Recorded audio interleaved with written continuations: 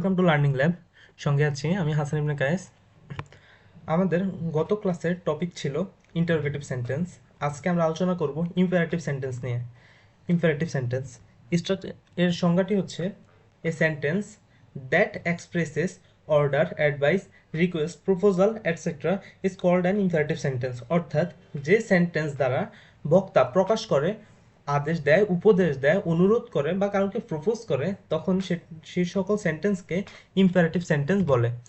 স্ট্রাকচারটা দেখি। ইম্পারেটিভ সেন্টেন্সের স্ট্রাকচার অনেকগুলো, তার মধ্যে এক বাক্যটি শুরু হয় ভার্ব দ্বারা, এটাই বেশি জনপ্রিয়।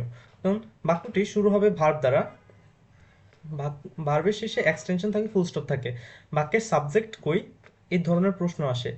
এখানে মাথায় রাখতে হবে ইম্পারেটিভ সেন্টেন্স ফার্স্ট পারসন আর সেকেন্ড পারসনের মধ্যে কথাটা হয়ে থাকে।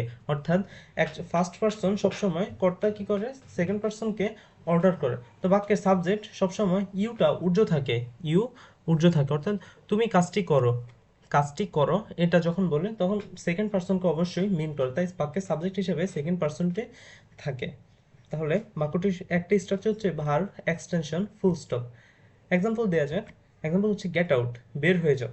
গেট আউট, বেরিয়ে যাও। এখানে শেষে ফুল স্টপ নেই, আমি একটু ভুল হয়েছে, তোমরা একটু কারেক্ট করে নিবা। গেট আউট, এখানে গেট হচ্ছে ভার্ব, আউট এক্সটেনশন। আরেকটা স্ট্রাকচার হচ্ছে প্লিজ, বাক্যটি শুরু হবে প্লিজ বা কাইন্ডলি দ্বারা, তারপর ভার্ব, তারপর ফুল স্টপ থাকে। এক্সাম্পল দেখি। প্লিজ বা kindly shut the door. Please বা কাইন্ডলির অর্থ একই, দয়া করে। শাট দ্য ডোর, দরজাটি বন্ধ করুন।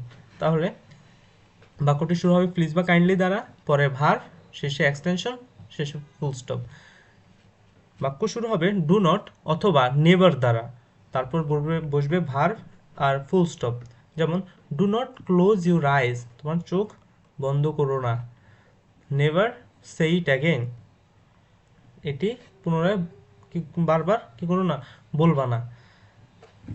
Let plus object plus verb plus full stop. বাক্যটি শুরু হবে লেট দ্বারা, তারপর লেটের পরে অবজেক্ট থাকে, এটা আমরা সবাই জানি।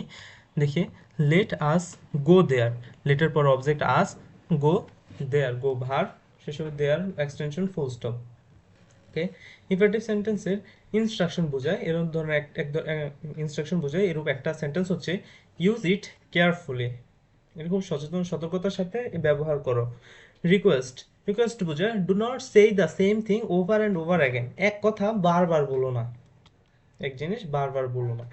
ইনভাইটেশন হচ্ছে come out with us tonight, আমাদের সাথে আজকে রাতে চলো।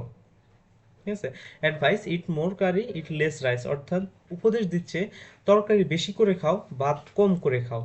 এক্সট্রা ইনফরমেশন দেখা যায় ইম্পারেটিভ সেন্টেন্সের শুরুতে সাবজেক্ট ইউজ থাকে। আমি পূর্বে বলেছিলাম বাক্যের যে যাই দ্বারা শুরু হোক না কেন, বাক্যের শুরুতে একটা সাবজেক্ট থাকে যেটা ইউ, সেটা দেখা যায় না। অনেক সময় ইম্পারেটিভ সেন্টেন্সের সাবজেক্ট সেকেন্ড পারসন ইউ না হয়ে থার্ড পারসনও হতে পারে। ইম্পারেটিভ সেন্টেন্সের সাবজেক্ট সেকেন্ড পারসন ইউ না হয়ে থার্ড পারসনও হতে পারে। যেমন একটা এক্সাম্পল দেওয়া আছে, ডেলিভার দিস প্রোডাক্ট নিলয়। শেষে আমি নিলয়কে অ্যাড করে দেওয়ার কারণে এখানে সাবজেক্ট হচ্ছে নিলয়, বাট আমি ইম্পারেটিভ সেন্টেন্স আদেশ দিচ্ছি তাকে ডেলিভার দিস প্রোডাক্ট নিলয়। ঠিক আছে। আচ্ছা, আরেকটা হচ্ছে ইম্পারেটিভ সেন্টেন্সের শেষে ফুল স্টপ থাকে, তবে অনেক ক্ষেত্রে নোট অফ এক্সক্লামেশন মার্কও থাকতে পারে। উক্ত সেন্টেন্স দ্বারা আকস্মিক আদেশ, উপদেশ, অনুরোধ ইত্যাদি প্রকাশ পায়। যেমন গেট আউট, বের হয়ে যাও। আমি হঠাৎ করে কাউকে আদেশ করতেছি গেট আউট, বেরিয়ে যাও, তখন এখানে গেট আউটের শেষে বিস্ময়সূচক চিহ্ন আছে। Move out of my way, আমার পথ থেকে সরে দাঁড়াও। আমি আকস্মিকভাবে তাকে আদেশ করতেছি আমার পথ থেকে সরে দাঁড়ানোর জন্য। Move out of my way, আমার পথ থেকে সরে দাঁড়াও, শেষে তাই এক্সক্লামেশন মার্কটা বসেছে। ঠিক আছে। Thanks for watching this video.